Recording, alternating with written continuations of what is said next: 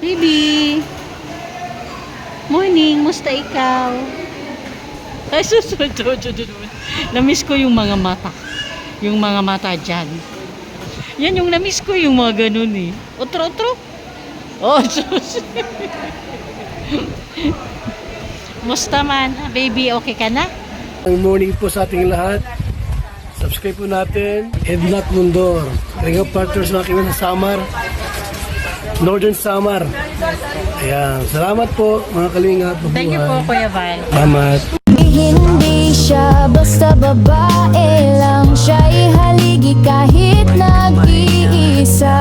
Sa mundong magulo, siya ang paalala na may liwanag ba. Edna Condon, huwarang tunay. Sa bawat laban, tasno ang taglay. Tumutulong sa kapwa sa dughat nangangailangan. Deputy ng grade, sa tapang walang kapantay. Sa bawat video may pusong alay. Kwento ng buhay para sa tunay na gabay. Hindi lang inspirasyon, kundi aksyon. Sa channel niya, damang-damang malasakit at misyon. Good morning mga kanainays, Kalinga Partners, good morning. 8:30 AM na po. Papunta po tayo sa hospital para po sa pagpapabasa ng result ng EEG ni Baby Jessa. Usapan po namin ni Nanay Jenny Lynn, doon na kami magkita sa hospital. Usapan din namin na sana maging maaga lang kami para kahit paano mauna kami sa pila. Kahit hindi naman talagang mauna, importante mapalapit kami sa pila. Kasi amazing race ang pila tuwing lalo na ngayon katatapos lang ng mga holidays. So, grabe ngayon yung mga pila. Kaya yun yung usapan namin. So, tingin ko andun na sila. So, papunta na rin ako doon. Sana lang talaga mga kanainay, praying na sana okay yung result. Sana lang talaga maging pabor kay Baby Jessa.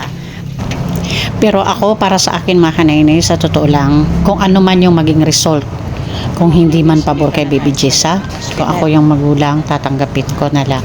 Kasi lahat naman talaga ng mga nangyayari, may plano si Lord God. Siya lang nakakaalam. At acceptance talaga is the key, diba? Para medyo matahimik yung mga loob natin. Ako talaga yun yung para sa akin. Okay mga kanainay, nandito na tayo sa hospital. Papasok na ako. Anyway, papasok na pala ako. Pero sa nakikita ko, parang hindi masyadong matao dito sa labas. Ibig sabihin, hindi rin masyadong matao sa loob. Sana lang, hindi masyado yung pila ngayon.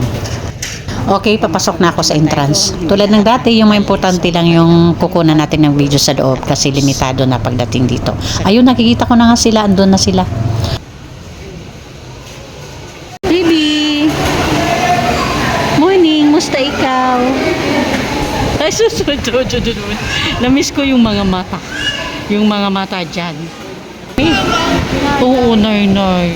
Ay, grabe, nakakatuwa mga kanainays. Pag naririnig ko yan, alam niya kung paano ako tawagin. Nay. Pag nakikita niya ko, nay daw. Ang galing, nakakatuwa. Musta man, baby, okay ka na? Hindi na nagsisure? Ang galing sumagot. Iling at mata lang, kilay lang. Grabe yung ulan kahapon mga kanainays.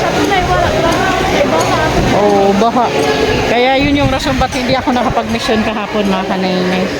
Dito na kami sa hospital. Balikan ko kayo mamaya mga kanainays.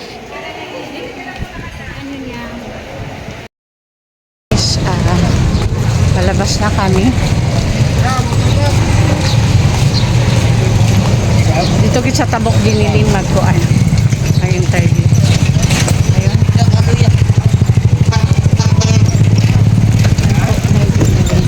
Si baby. Niya makiagi ko.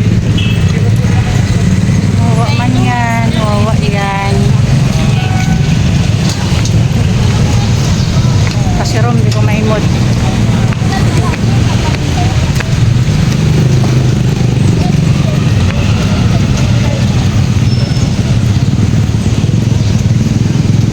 Ay!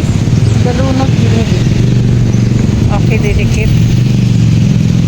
Ayan, tapos na kami sa loob ng hospital. Mga kanainay Kalinga Partners, nabasa na at na-explain na sa amin ni Doc yung result ng EEG. Para sa mga sponsors, Ma'am Hawaii, Sis Marites, Ma'am Pinky Papi, hindi po maganda yung result, hindi po pabor kay baby. Nag-positive po siya sa epilepsy. Nakakasadman po pero wala tayong magawa. So, ibig sabihin, for life na po yung gamutan. Pero sana mag-pray lang tayo na tuwing buwan sa oras ng check-up niya, sana palaging available yung gamot niya para hindi na po sila bibili. Pero may ano naman, may option naman kasi pag wala sa pharmacy dito sa hospital, posible sa PHO. Pag hindi available sa pharmacy sa loob ng hospital, PHO po tayo pwede makaklaim. So yun po yung pag-asa natin. Nanay, hindi nila ano masasabi mo sa result natin. Diba? Okay lang ka, wala naman may tanggap po na lang. Alalo man, mauman talaga ako ay. Nakakasad talaga pero tulad ng sabi ni Nanay Jeneline, wala tayong magagawa kundi tanggapin. At gawin na lang kung ano yung pwedeng gawin bilang magulang. Tama, Nanay Jeneline?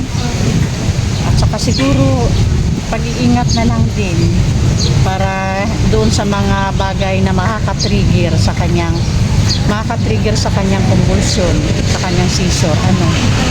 Tapos tulad ng sabi ni Doc, buwan-buwan at February 9 ang balik nila para makita na din siguro yung yung gamot kung effective kasi pag hindi yung papalitan ng gamot yan. Pero tulad ng sabi ko, sana lang palaging available monthly sa butika o sa PHO para hindi na sila bibili. Okay, yun lang. May mga katanungan lang tayo kay Nanay Jeneline. Nanay Jeneline, may gusto kang sabihin ulit sa sponsor na nag-shoulder para sa ating patakluban, sa ating unang proseso ng gamutan ni baby? Walang pasalamat na dahil sa inyo ay namin na namin kung ano talaga yung sakit niya. Maraming salamat po sa inyo. Ngayon alam na po namin kung ano talaga yung sakit. Hindi na po kami maghihirap. Saan pa kami pupunta. Salamat po talaga. Mas mahirap yung pag-iisip araw-araw kung ano ang problema ni baby, di ba? Tulad ng dati na hindi nyo alam kung ano ang gagawin. Wala kayong idea kung ano talaga yung nangyayari kay baby Jessa, So at least ngayon, tulad ng sabi ni Nanay Jeneline, klaro na. So ang gagawin na lang is araw ay tuwing buwan na magpapa-check up at diretso kuha ng gamot. Tulad ng sabi ko kanina, iwasan na lang yung mga bagay na makaka-trigger sa sakit ni baby Jeneline. O sa ngayon, baby, patingin niya ng mga kilay dyan bago tayo umuwi. Okay, bye-bye. Sige, ingat kayo. Na Jeneline, bye-bye. Ingat kayo. Tulad ng sabi ko, kung sa follow-up ni Bibi sa February 9, kung magka-problema sa gamot sa ay sa butika, ay chat mo na lang ako na Jeneline, ha, para sa PHO tayo mag-claim, ha. Okay, sige, bye-bye. Ingat kayo. Okay.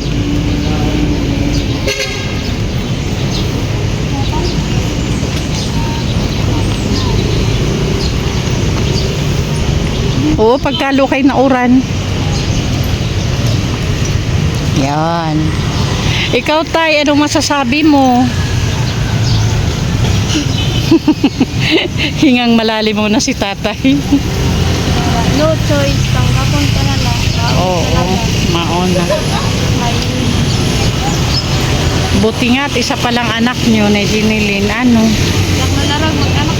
Na-trauma na ako.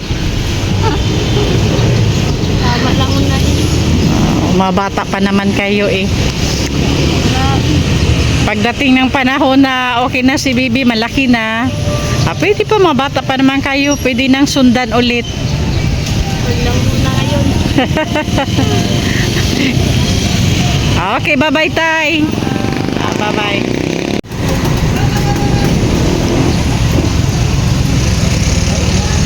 Okay, hinay kam. Hala, hinay kam. Hala, hinay kam. Bye-bye. Mwah. Ay, sus. Okay, pa-support po sa ating founder, ang ama ng Kalingap, Kuya Bal Santos Matubang, Ate Edna Ann Kalingap Rab.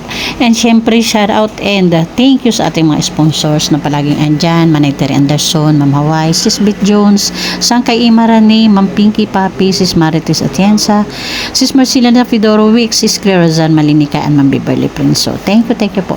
And pa-support din po ang Badyo with the Great, Edna Condo, Yansky TV, and Limix TV.